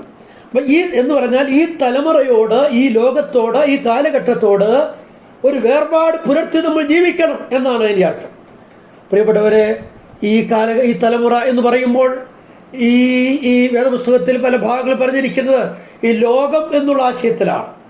ഈ ലോകം എന്ന് പറഞ്ഞാൽ ഈ തലമുറയെ, അഥവാ ഈ ലോകത്തിൻ്റെ കാലഗതികളെ, ലോകത്തിൻ്റെ രീതികളെ നമ്മൾ സ്നേഹിക്കാനോ അതിനെ അനുകരിക്കാനോ പാടില്ല എന്നാണ് ഇവിടെ വ്യക്തമാക്കുന്നത്. എന്തുകൊണ്ട് ലോകസ്നേഹം അനുവദനീയമല്ല? എന്തുകൊണ്ട് ഈ കാലഘട്ടത്തെ നമ്മൾ സ്നേഹിക്കാൻ പാടില്ല, ഈ ലോകത്തെ സ്നേഹിക്കാൻ പാടില്ല? ഞാൻ വേഗത്തിൽ ചില വാക്യങ്ങൾ പറഞ്ഞ് മുന്നോട്ട് പോകാം. യാക്കോബ് എഴുതിയ ലേഖനം 4-ാം അധ്യായത്തിന് 4-ാം വാക്യം. യാക്കോബ് 4-ാം അധ്യായം 4-ാം വാക്യം. അവിടെ ലോകസ്നേഹം ദൈവത്തോട് ശത്രുത്വമാകുന്നു എന്ന് നിങ്ങൾ അറിയുന്നില്ലയോ എന്നാണ് വായിക്കുന്നത്. അപ്പോൾ ലോകസ്നേഹം ദൈവത്തോട് ശത്രുത്വമാണ്. ലോകസ്നേഹം ദൈവത്തോട് ശത്രുത്വമാണ്. പ്രിയപ്പെട്ടവരെ, എന്തുകൊണ്ട് നമ്മൾ ഈ കാലഘട്ടത്തെ സ്നേഹിക്കരുത്? അത് ദൈവത്തോട് ശത്രുത്വമാണ് എന്ന് ഇവിടെ വ്യക്തമായിട്ട് രേഖപ്പെടുത്തിയിരിക്കുകയാണ്. എന്നെ വളരെ ചിന്തിപ്പിച്ച ആശയങ്ങൾ ആ വാക്യത്തിൽ ഉണ്ട്. യാക്കോബ് 4:4 ലോകസ്നേഹം ദൈവത്തോട് ശത്രുത്വമാകുന്നു എന്ന് നിങ്ങൾ അറിയുന്നില്ലയോ? അടുത്തത്, ആകയാൽ ലോകത്തിന് സ്നേഹിതനാകുവാൻ ഇച്ഛിക്കുന്നവരെല്ലാം ദൈവത്തിന് ശത്രുവായി തീരുന്നു. ഒരാൾ ലോകത്തിന് സ്നേഹിതനാകുവാൻ ആഗ്രഹിച്ചാൽ അവൻ ദൈവത്തിന് ശത്രുവായി തീരുകയാണ്. ഇപ്പം ദൈവത്തോട് നേരിട്ട് എന്ന്, ദൈവമേ, ഇത്രയും നാൾ നിന്നോട് ഞാൻ വലിയ സ്നേഹമായിരുന്നു, എന്നാൽ ഇനിയും അത്ര വലിയ സ്നേഹത്തിനൊന്നും ഞാൻ വരുന്നില്ല, ഒരല്പം അകൽച്ച ഞാൻ പാലിക്കുകയാണ്. അങ്ങനൊന്നും പറയേണ്ട ആവശ്യമില്ല. ലോകത്തിൻ്റെ സ്നേഹിതനായാൽ നിശ്ചയമായി ദൈവത്തിന് ശത്രുവാകുകയാണ്. ഒരാൾ പടിഞ്ഞാറിനോട് അടുക്കും തോറും കിഴക്കിനോട് അകലുന്നു എന്ന് പറയുന്നത് പോലെ ഒരാൾ ലോകത്തിൻ്റെ സ്നേഹിതനാകും തോറും ദൈവത്തിൻ്റെ ശത്രുവായി തീരുകയാണ്. 5-ാം വാക്യം നോക്കിയേ. അല്ലെങ്കിൽ തിരുവെഴുത്ത് വെറുതെ സംസാരിക്കുന്നു എന്ന് തോന്നുന്നുവോ? എന്തൊരു വാക്യല്ലേ! അല്ലെങ്കിൽ തിരുവെഴുത്ത് വെറുതെ സംസാരിക്കുന്നു എന്ന് തോന്നുന്നുവോ? എന്താ അതിൻ്റെ അർത്ഥം? ഒരാൾ ലോകത്തിൻ്റെ സ്നേഹിതനായിട്ടും അപ്പോൾ തന്നെ ആ വ്യക്തി ദൈവത്തിൻ്റെയും സ്നേഹിതനാണ്. ലോകത്തിന് സ്നേഹം അദ്ദേഹം സൂക്ഷിക്കുന്നു, അപ്പോൾ തന്നെ ദൈവത്തിൻ്റെയും സ്നേഹിതനാണ്. പ്രിയപ്പെട്ടവരെ, ഇങ്ങനെ ലോകത്തിൽ എവിടെയെങ്കിലും സംഭവിച്ചാൽ, ലോകത്തിൽ ഒരാളിലെങ്കിലും അങ്ങനെ സംഭവിച്ചാൽ, ലോകസ്നേഹവും ദൈവസ്നേഹവും ഒരുമിച്ച് കൊണ്ടുപോകുവാൻ ലോക ചരിത്രത്തിൽ ഒരു വിശ്വാസിക്കെങ്കിലും കഴിഞ്ഞാൽ, യാക്കോബ് പറയുക, ഈ പുസ്തകം ഇക്കാര്യം വെറുതെ പറയുന്നു എന്നാണ് പറയുന്നത്. ദൈവത്തിൻ്റെ വചനം ഇക്കാര്യം വെറുതെ പറയുകയാണ്. ലോകസ്നേഹം ദൈവത്തോട് ശത്രുത്വമാകുന്നത് വെറുതെ പറയുന്നു എന്നാണ്. അങ്ങനെ പാടില്ലല്ലോ, അങ്ങനെ വരരുതല്ലോ, വരികയില്ലല്ലോ. പ്രിയപ്പെട്ടവരെ, വേദപുസ്തകത്തിൽ ഒരു കാര്യം ഉവ്വ എന്ന് പറഞ്ഞാൽ ഉവ്വ എന്നും, ഇല്ല എന്ന് പറഞ്ഞാൽ ഇല്ല എന്നുമാണ്. അടുത്ത കാര്യവും വളരെ ചിന്തനീയമാണ്. 5-ാം വാക്യത്തിൽ, അവൻ നമ്മിൽ വസിക്കുമാറാക്കിയ ആത്മാവ് അസൂയയ്ക്കായി കാക്ഷിക്കുന്നുവോ എന്ന് പറഞ്ഞതിൻ്റെ അർത്ഥം എന്താ? നമ്മിൽ ദൈവം തൻ്റെ പരിശുദ്ധ ആത്മാവിനെ നമ്മിൽ വസിക്കുവാനായി ആക്കിയിരിക്കുകയാണ്, അല്ലേ? അപ്പം അവൻ നമ്മിൽ വസിക്കുമാറാക്കിയ പരിശുദ്ധാത്മാവ്, പരിശുദ്ധാത്മാവിന് നമ്മോട് വല്ല അസൂയയും ഉണ്ടോ എന്നാണ് യാക്കോബ് ചോദിക്കുന്നത്. ലോകത്തിലെ എല്ലാ ആളുകളും ഈ വക്രതയും കോട്ടവുമുള്ള തലമുറയുടെ നടുവിൽ ജീവിച്ച് അതിൻ്റെ കാലഗതികളും അതിൻ്റെ ഇമ്പങ്ങളും അതിൻ്റെ മായാ കാഴ്ചകളും ആവോളം അനുഭവിച്ച് മുന്നോട്ട് പോകുമ്പോൾ ഒരു ചെറിയ കൂട്ടത്തോട് മാത്രം പറയുന്നു, വേണ്ട വേണ്ട, നിങ്ങൾക്കിതൊന്നും വേണ്ട, ഇത് പാടില്ല, അനുവദനീയമല്ല, ഇതിലേക്ക് പോകാൻ പാടില്ല. എന്താ നമ്മളോട് മാത്രം ഇങ്ങനെ പറയാൻ? ദൈവത്തിൻ്റെ പരിശുദ്ധാത്മാവിന് നമ്മളോട് എന്തെങ്കിലും അസൂയയുണ്ടോ എന്നാണ് യാക്കോബ് ചോദിക്കുന്നത്. എൻ്റെ ബഹുമാന്യ പ്രിയപ്പെട്ടവരെ, ദൈവത്തിൻ്റെ പരിശുദ്ധാത്മാവിന് നമ്മോട് ഒരസൂയയും ഉണ്ടായിട്ടല്ലേ ഇത് പറയുന്നത്. നമ്മളൊരു പ്രകാരത്തിലും ലോകസ്നേഹികളായി തീരരുത്, അങ്ങനെ ദൈവത്തിന് ശത്രുവാകരുത് എന്നുള്ള വലിയ ആഗ്രഹത്തോടെയാണ് ഈ കാര്യങ്ങൾ ഇവിടെ യാക്കോബ് ഓർപ്പിക്കുന്നത്. 4-ാം അധ്യായം 4-ാം വാക്യമാണ് നമ്മൾ ആദ്യം വായിച്ചത്. അത് തുടങ്ങുന്ന ഒരു പ്രത്യേക പദപ്രയോഗമുണ്ട്, വ്യഭിചാരിണികളായുള്ളവരെ എന്നാണ്. അയ്യോ, വാസ്തവത്തിൽ നമ്മൾ പോലും പറയാത്ത ഇത്ര കഠിനമായ പദം യാക്കോബ് ദൈവജനത്തെ വിളിക്കാൻ ഉപയോഗിച്ചിരിക്കുന്നത് എന്തിനാണ്? ബഹുമാന്യ പ്രിയപ്പെട്ടവരെ, കർത്താവിന് കൊടുക്കേണ്ടുന്ന സ്നേഹം അത് പൂർണ്ണമായിട്ട് കൊടുക്കാതെ അതിനൊരു ഭാഗം ഒരു വിശ്വാസി ലോകത്തിന് കൊടുത്താൽ, യാക്കോബിന് ഭാഷയെ പറഞ്ഞാൽ അത് കഠിനമായ പാപമാണ്, അത് വ്യഭിചാരമാണ്, അത് അനുവദനീയമല്ല എന്ന് കൃത്യമായിട്ട് യാക്കോബ് ഉപദേശിക്കുകയാണ്. അപ്പോൾ എന്തുകൊണ്ട് നമ്മൾ വേർപെട്ടവരായി ലോകത്തിൽ ജീവിക്കണം? ഒന്ന്, ലോകസ്നേഹം ദൈവത്തോട് ശത്രുത്വമാണ്. രണ്ടാമതൊരു വാക്യം 1 യോഹന്നാൻ 2-ാം അധ്യായം 15-ാം വാക്യം, 1 John 2:15, 1 യോഹന്നാൻ 2:15. ലോകസ്നേഹം ഇത് പാടില്ല എന്ന് ദൈവം കൽപ്പിച്ചിട്ടുണ്ട് എന്നുള്ളതാണ്. ഇത് ദൈവകൽപ്പനയാണ് എന്നുള്ളതാണ്. അവിടെ 1 യോഹന്നാൻ 2:15, 1 യോഹന്നാൻ 2-ാം അധ്യായം അതിൻ്റെ 15-ാം വാക്യം എന്താണ്? ലോകത്തെയും ലോകത്തിലുള്ളതിനെയും സ്നേഹിക്കരുത്. പ്രിയപ്പെട്ടവരെ, ഇത് ദൈവത്തിൻ്റെ കൽപ്പനയാണ്. ലോകത്തെയും ലോകത്തിലുള്ളതിനെയും സ്നേഹിക്കരുത്. കർത്താവിനെ സ്നേഹിക്കുന്ന ഒരാൾ അവൻ്റെ കൽപ്പനകളെ പ്രമാണിക്കുന്നുവെന്ന് നമ്മൾ വായിക്കുന്നുണ്ട്. എന്തുകൊണ്ട് നമ്മൾ വേർപെട്ടവരായ ലോകത്ത് ജീവിക്കണം, ലോകത്തെ സ്നേഹിക്കരുത്? അതിൻ്റെ 16-ാം വാക്യം, 1 യോഹന്നാൻ 2:16. ലോകം നമുക്ക് തരുന്ന 3 കാര്യങ്ങൾ ഇവിടെ ഈ 16-ാം വാക്യത്തിൽ കാണുന്നുണ്ട്. ഇത് നമ്മുടെ ജീവിതത്തിൽ കിട്ടിയാൽ നമ്മുടെ ആത്മീക ജീവിതം ആകെ തകർന്ന് തരിപ്പണമായി പോകും. ഈ 16-ാം വാക്യം നോക്കാം. നമ്മൾ ലോകത്തെ സ്നേഹിച്ചാൽ ലോകം നമുക്ക് ഇങ്ങോട്ടൊന്നും തരാതിരിക്കത്തില്ല. ലോകത്തെ നമ്മൾ സ്നേഹിച്ചാൽ ലോകം പിന്നെയും ലോകത്തെ സ്നേഹിക്കാൻ പ്രോത്സാഹനജനകമായി നമുക്ക് ചില കാര്യങ്ങൾ തരും. അത് നമ്മുടെ ജീവിതത്തിൽ വന്നാൽ പിന്നെയും പിന്നെയും പിന്നെയും ലോകത്തെ സ്നേഹിക്കാൻ നമുക്ക് താല്പര്യം തോന്നും. പക്ഷേ നമ്മുടെ ആത്മീക ജീവിതമാകെ തകർന്ന് തരിപ്പണമായി പോകും. ആകട്ടെ, എന്തൊക്കെയാണ് ലോകം തരുന്നത്? 16-ാം വാക്യം, ജഡമോഹം, കൺമോഹം, ജീവനത്തിൻ്റെ പ്രതാപം. ഈ 3 കാര്യങ്ങളാണ് ലോകം തരുന്നത്. ജഡമോഹം, കൺമോഹം, ജീവനത്തിൻ്റെ പ്രതാപം. പ്രിയപ്പെട്ടവരെ, ഇത് നമ്മൾ വായിക്കുന്നു. ജഡമോഹം, കൺമോഹം, ജീവനത്തിന് പ്രതാപം. ഇങ്ങനെ ലോകത്തിലുള്ളതെല്ലാം പിതാവിൽ നിന്നല്ല, ലോകത്തിൽ നിന്നത്രേ. ലോകത്തിലുള്ളത് എല്ലാം എന്നാണ് ഇവിടെ പറയുന്നത്. എന്ന് പറഞ്ഞാൽ ലോകത്തിൻ്റെ കയ്യിലില്ലാത്തത് നമുക്ക് ആർക്കും തരാൻ പറ്റത്തില്ലല്ലോ. ലോകത്തിൻ്റെ കയ്യിലുള്ളത്, ഈ വക്രതയും കോട്ടവുമുള്ള ഈ തലമുറയ്ക്ക്, ഈ ലോകത്തിന് ഉള്ളത് 3 കാര്യങ്ങളേ ഉള്ളൂ. 4 ഇല്ല, 3 കാര്യങ്ങൾ മാത്രം. എന്തൊക്കെയാണ്? ജഡമോഹം, കൺമോഹം, ജീവനത്തിൻ്റെ പ്രതാപം. ഈ 3 കാര്യങ്ങളല്ലാതെ 4-മതൊരു കാര്യം ലോകത്തിനില്ല എന്ന് വളരെ വ്യക്തമായി ദൈവത്തിൻ്റെ വചനം ഓർപ്പിക്കുകയാണ്.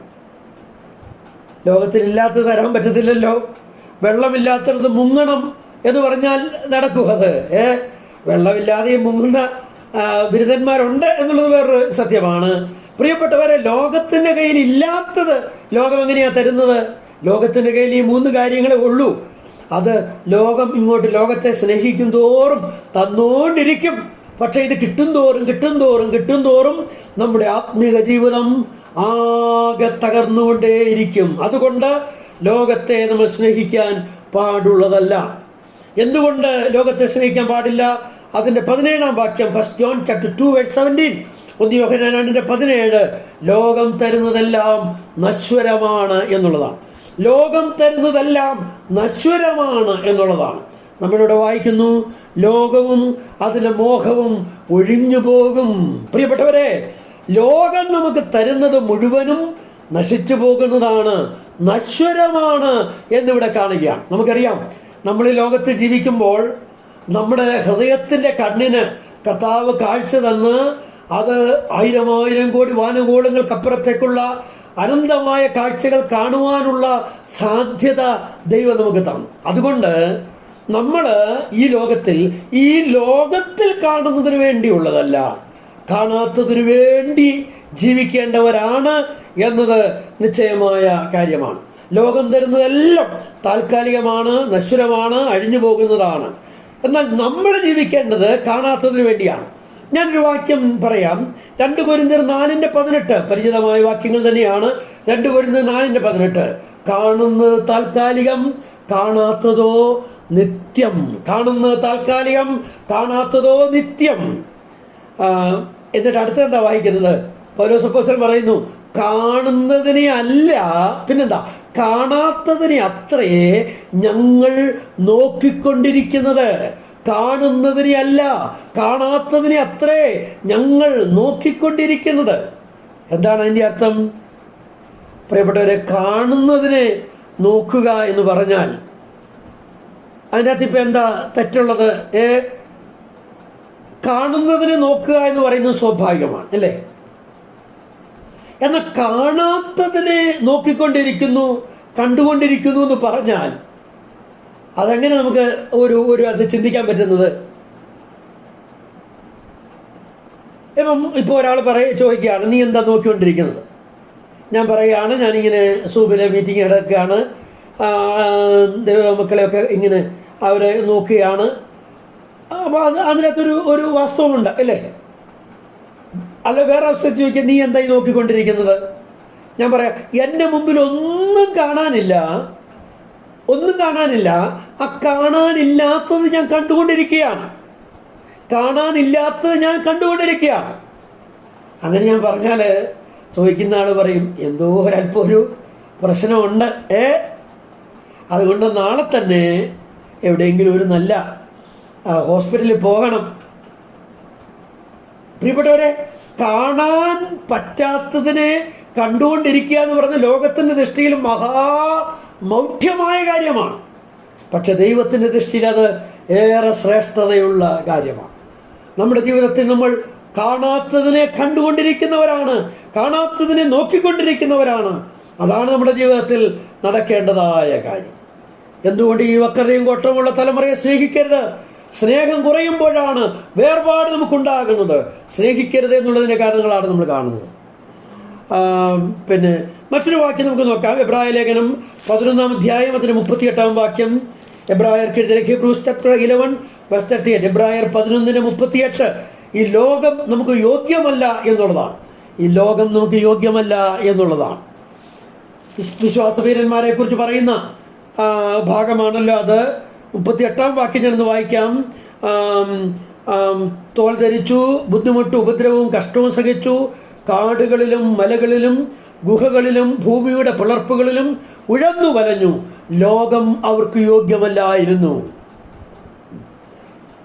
പ്രിയപ്പെട്ടവരെ, പഴയ നിയമ ഭക്തന്മാർക്കാർക്കും ലോകയോഗ്യമല്ലായിരുന്നു. എന്തെല്ലാം ഉപദ്രവങ്ങളാണ് ലോകം അവരോട് ചെയ്തത്.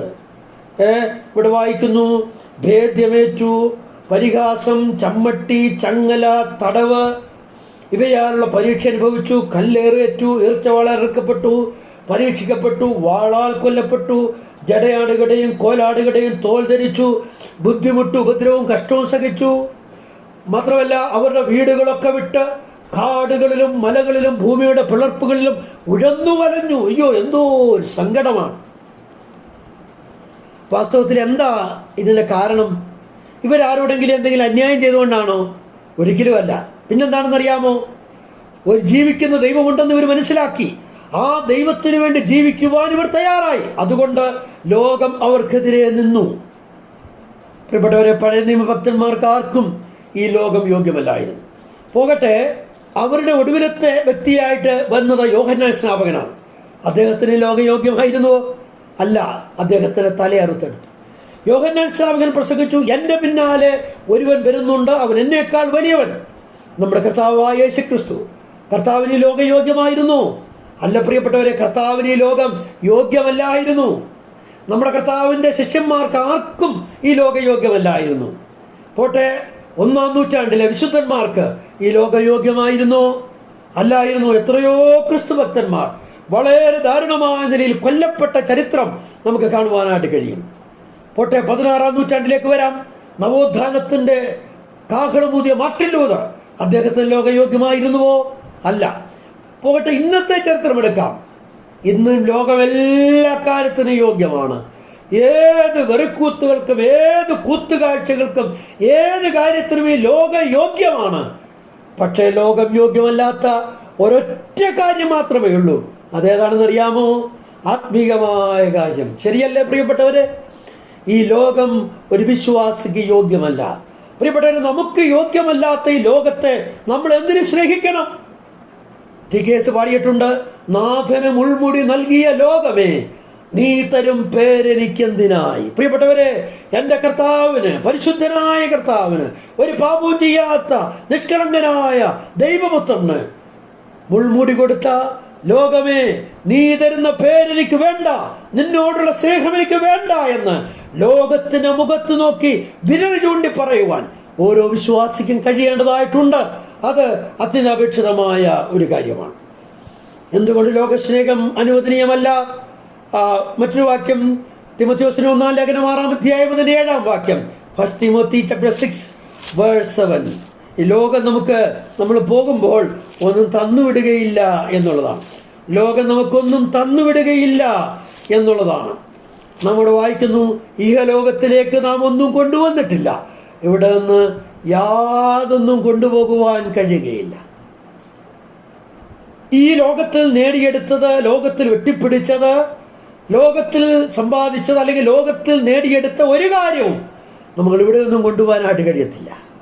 അയ്യോ എനിക്ക് എന്തെങ്കിലും ഒന്ന് തരണമേ എന്ന് നമ്മൾ പറഞ്ഞാൽ ലോകം നമ്മളോട് ചോദിക്കും, നീ ഇങ്ങോട്ട് വന്നപ്പോൾ എന്തെങ്കിലും കൊണ്ടുവന്നായിരുന്നോ? അയ്യോ ഞാനൊന്നും കൊണ്ടുവന്നില്ല. എങ്ങനെയാ നീ ഇങ്ങോട്ട് വന്നത്? നഗ്നനായി വന്നു ഇല്ലേ? അപ്പോൾ പറയാം, അയ്യോ ലോകത്തിലേക്ക് നീ ഒന്നും കൊണ്ടുവന്നിട്ടില്ലല്ലോ. നീ പോകുമ്പോഴും ഒന്നും തന്നുവിടുകയില്ല.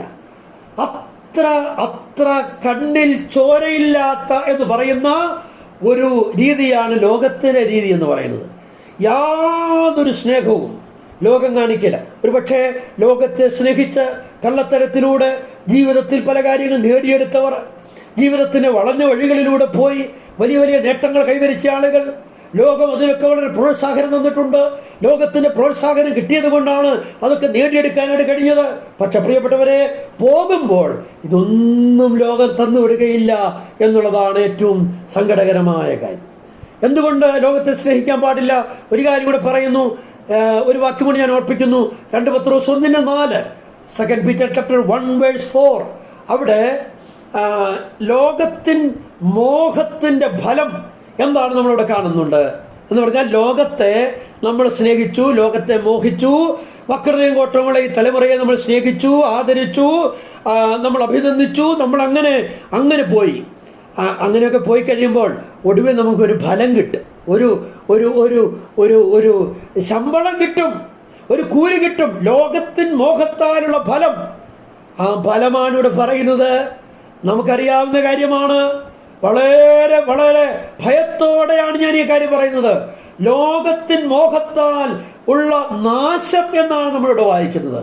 അത് വിട്ടൊഴിയണം എന്നാണ് അപ്പോസ്തലനിലൂടെ രേഖപ്പെടുത്തിയിരിക്കുന്നത്. പ്രിയപ്പെട്ടവരെ, ലോകത്തെ ഞാൻ സ്നേഹിച്ച് ലോകത്തിൻ്റെ കാലഗതികളെ സ്നേഹിച്ച് അതിനെ ചേർത്ത് പിടിച്ച് മുന്നോട്ട് പോയി, ലോകത്തിൻ്റെ മോഹങ്ങളോട് ഞാൻ നോ പറയാതെ ഞാൻ മുന്നോട്ട് പോയി. ഒടുവിൽ ലോകം എനിക്ക് തരുന്നത് ഒരുപിടി നാശം മാത്രമാണ്. ആ നാശം എൻ്റെ ജീവിതത്തിൽ വന്നാൽ അയ്യോ, എൻ്റെ ആത്മീക ജീവിതത്തിന് വലിയ പരാജയമുണ്ടാകുമെന്ന് ഇന്ന് രാത്രി ഞാൻ മനസ്സിലാക്കണം. പ്രിയപ്പെട്ടവരെ, കർത്താവ് നമുക്കതിന് കൃപ തരട്ടെ. ഈ വാക്യത്തിലേക്ക് തന്നെ നമുക്ക് തിരിച്ചു വരാം. വക്രതയും കോട്ടവുമുള്ള തലമുറയിലാണ്, അതിന് നടുവിലാണ്, അവരുടെ ഇടയിലാണ് നമ്മൾ ജീവിക്കുന്നത്. അപ്പോൾ ഈ ലോകത്തിൽ നമ്മൾ എങ്ങനെ ജീവിക്കണം എന്നുള്ളതിൻ്റെ 3 കാര്യങ്ങൾ ഇവിടെ കാണുന്നുണ്ട്. അത് വിശദീകരിക്കാനായിട്ട് ഞാൻ താല്പര്യപ്പെടുന്നില്ല. 1, അനന്യരായിരിക്കണം. 2, പരമാർത്ഥികളായിരിക്കണം. 3, ദൈവത്തിന് നിഷ്കളങ്ക മക്കളായിരിക്കണം. 3 കാര്യങ്ങൾ. 1, അനന്യർ. 2, പരമാർത്ഥികൾ. 3, ദൈവത്തിൻ്റെ നിഷ്കളങ്ക മക്കൾ. അനന്യർ എന്ന് പറഞ്ഞാൽ ബ്ലെയിംലെസ്, കുറ്റമില്ലാത്തവരായിരിക്കണം. നമ്മൾ സഖരിയാവിനെയും എലിസബത്തിനെയും കുറിച്ച് ലൂക്കോസ് 1:6 നമ്മൾ വായിക്കുന്നുണ്ട്. ഇരുവരും കുറ്റമില്ലാത്തവരും. എന്ന് പറഞ്ഞാൽ തിരുത്തുവാനൊന്നും ഉണ്ടാകുന്നവരാകരുത്, കുറ്റമില്ലാത്തവർ. പ്രിയപ്പെട്ടവരെ, നമ്മുടെ ജീവിതത്തിൽ കുറ്റമില്ലാത്തവരായി ജീവിക്കുവാൻ നമുക്കിടയാകേണ്ടതായിട്ടുണ്ട്. സങ്കീർത്തനക്കാരൻ പ്രാർത്ഥിക്കുന്നുണ്ട്, ദൈവമേ, വ്യസനത്തിനുള്ള മാർഗം എന്നിലുണ്ടോ എന്ന് നോക്കി എൻ്റെ ശാശ്വത മാർഗത്തിൽ നടക്കണമേ. കർത്താവേ, എൻ്റെ ജീവിതത്തിൽ വ്യസനത്തിന് ഉള്ള എന്തെങ്കിലും കുറ്റം എൻ്റെ ജീവിതത്തിലുണ്ടോ, നമ്മൾ ആഴമായി ചിന്തിക്കേണ്ടതായിട്ടുണ്ട്. രണ്ടാമത്, പരമാർത്ഥികളായി ജീവിക്കണം എന്നാണ്. ഹാംലെസ് എന്ന് പറഞ്ഞാൽ ദോഷം വിട്ടകലുന്നവരായി നമ്മൾ ജീവിക്കണം. ഒരു ദോഷവും നമ്മുടെ ജീവിതത്തിൽ വരാൻ പാടില്ല. നമുക്കറിയാം, ദോഷം വിട്ടകന്ന് ജീവിക്കണമെങ്കിൽ നിശ്ചയമായി നമ്മൾ ആരായി ജീവിക്കണമെന്ന് നാം തിരുവെഴുത്തിൽ വായിക്കുന്നുണ്ട്. യഹോവ ഭക്തരായിട്ട് ജീവിക്കണം. യഹോവ ഭക്തിയാണ് ദോഷത്തെ വിട്ടകലുന്നത്. എൻ്റെ കഴിവ് കൊണ്ട്, എൻ്റെ അറിവ് കൊണ്ട്, എൻ്റെ പഠനം കൊണ്ട്, എൻ്റെ ഇത്രയും നാളത്തെ പാരമ്പര്യം കൊണ്ട് എനിക്ക് ദോഷം വിട്ടകന്ന് ജീവിക്കാൻ പറ്റുകയില്ല. ഞാൻ ഭക്തനായിരിക്കണം. കർത്താവേ, എന്നെ ഒരു ഭക്തനായി ഈ ലോകത്തിൽ ഓരോ ദിവസവും നിർത്തണമേ എന്ന് നമുക്ക് ഓരോരുത്തർക്കും പ്രാർത്ഥിക്കാം. മൂന്നാമത് നമ്മൾ വായിക്കുന്നത്, ദൈവത്തിന് നിഷ്കളങ്ക മക്കളായിരിക്കണം. Children of God without rebuke എന്ന് പറഞ്ഞാൽ ദൈവത്തിൻ്റെ താക്കീത്, ദൈവത്തിൻ്റെ ശാസന പ്രത്യേകമായി ലഭിക്കുവാൻ ആവശ്യമില്ലാത്ത ജീവിതം നമ്മൾ നയിക്കണം. ദൈവത്തിൻ്റെ ഹൃദയത്തെ ദുഃഖിപ്പിക്കുന്നവരായി നമ്മൾ തീരാനായിട്ട് പാടില്ല. പ്രിയപ്പെട്ടവരെ, വക്രതയും കോട്ടവുമുള്ള ഈ വല്ലാത്ത ലോകത്തിൽ നമുക്ക് ജീവിക്കാനായിട്ട് കഴിയും. എങ്ങനെ ജീവിക്കാനായിട്ട് കഴിയും? എങ്ങനെയാണ്? 3 കാര്യങ്ങളാണ് നമ്മൾ കണ്ടത്. അനിന്യരായി ജീവിക്കണം, പരമാർത്ഥികളായി ജീവിക്കണം, ദൈവത്തിന് നിഷ്കളങ്ക മക്കളായി ജീവിക്കണം.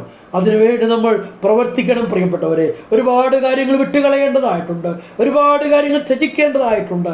നമുക്കിഷ്ടമുള്ള, ആനന്ദം തരുന്ന, നമുക്ക് പേര് വർദ്ധിപ്പിക്കുന്ന, നമുക്ക് ഗുണം തരുന്ന, മാന്യത വർദ്ധിപ്പിക്കുന്ന പല കാര്യങ്ങളോട് ഞാൻ മുഖത്ത് നോക്കി നോ പറയണം. എനിക്ക് വേണ്ട എന്ന് പറയണം. പ്രിയപ്പെട്ടവരെ, എനിക്ക് ക്രിസ്തുവിൻ്റെ നിന്ന മതി എന്ന് പറയണം. അവൻ്റെ നിന്ന ചുമന്നുകൊണ്ട് പാളയത്തിന് പുറത്തേക്ക് ചെല്ലുന്ന ഒരു ജീവിതം നമുക്കുണ്ടാകണം. കർത്താവ് നമ്മളെ സഹായിക്കട്ടെ. നിങ്ങളുടെ രക്ഷയ്ക്കായി പ്രവർത്തിപ്പീൻ. എങ്ങനെ പ്രവർത്തിക്കണം?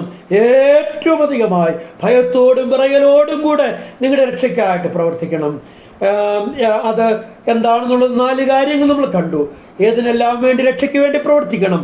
നമ്മൾ 2 കാര്യങ്ങളാണ് കണ്ടത്. ഒന്ന്, അനുഗ്രഹീതമായ ഒരു സഭാ ജീവിതത്തിന് വേണ്ടി നാം രക്ഷയ്ക്കായിട്ട് പ്രവർത്തിക്കണം. 2, ഒരു വേർപാട് ജീവിതത്തിന് വേണ്ടി നാം രക്ഷയ്ക്കായിട്ട് പ്രവർത്തിക്കണം. കർത്താവ് നമ്മളെ സഹായിക്കട്ടെ. പല ഇടങ്ങളിൽ ഇരുന്ന് ദൈവത്തിൻ്റെ വചനത്തിന് മുമ്പിലായിരിക്കുന്ന, ഈ വെർച്വൽ പ്ലാറ്റ്ഫോമിലായിരിക്കുന്ന വിലയേറിയ ദൈവജനത്തോട് ഞാനൊരു വാക്ക് ചോദിക്കട്ടെ. നമ്മുടെ ജീവിതം എങ്ങനെയുണ്ട്? എൻ്റെ കർത്താവേ, എന്നെ അവിടുന്ന് രക്ഷിച്ചല്ലോ. ആ രക്ഷയ്ക്ക് വേണ്ടി പ്രവർത്തിക്കുവാൻ അനുദിന ജീവിതത്തിൽ എനിക്ക് എത്രമാത്രം ഇടയാകുന്നുണ്ട്. ഞാൻ എൻ്റെ ജീവിതത്തിന് ബന്ധപ്പാടുകളുടെ നടുവിൽ, തിരക്കേട് നടുവിൽ ഇത് മറന്നു പോകുന്നയാളാണോ? അതോ എനിക്കതൊന്നും ആവശ്യമില്ല, അത് സാരമില്ല, പ്രശ്നമില്ല എന്ന് ചിന്തിച്ച് ഞാൻ ഇതിനെ നിസ്സാരമായി തള്ളിക്കളയുകയാണോ? പാടില്ല, പാടില്ല. പ്രിയപ്പെട്ടവരെ, മടങ്ങി വരുവാൻ ആവശ്യമുണ്ട്. രക്ഷയ്ക്കായി പ്രവർത്തിപ്പാൻ നമുക്ക് ആവശ്യമുണ്ട്. നമ്മുടെ ജീവിതത്തിൻ്റെ അന്ത്യശ്വാസം വരെയും നാം രക്ഷയ്ക്കായി പ്രവർത്തിച്ചു കൊണ്ടിരിക്കണം. നമ്മുടെ കർത്താവിൻ്റെ വരവ് സംഭവിക്കുകയാണെങ്കിൽ അതുവരെയും നമ്മൾ രക്ഷയ്ക്കായി പ്രവർത്തിച്ചു കൊണ്ടിരിക്കണം. കർത്താവ് നമ്മളെ സഹായിക്കട്ടെ. ഒരിക്കൽ കൂടി കോട്ടയം അസംബ്ലിയോട്, ചുമതലപ്പെട്ട ദൈവദാസന്മാരോട് നന്ദിയും സ്നേഹവും ഞാൻ അറിയിക്കുന്നു. വചനം കേട്ട എല്ലാവരെയും ദൈവം ധാരാളമായി ഈ വചനത്താൽ അനുഗ്രഹിക്കട്ടെ, ആശീർവദിക്കട്ടെ എന്ന് ഞാൻ പ്രാർത്ഥിക്കുന്നു. കർത്താവിൻ്റെ വിലയേറിയ നാമം ഇന്നും എന്നേക്കും മഹത്വപ്പെടുമാറാകട്ടെ. ആമേൻ. സ്തോത്രം.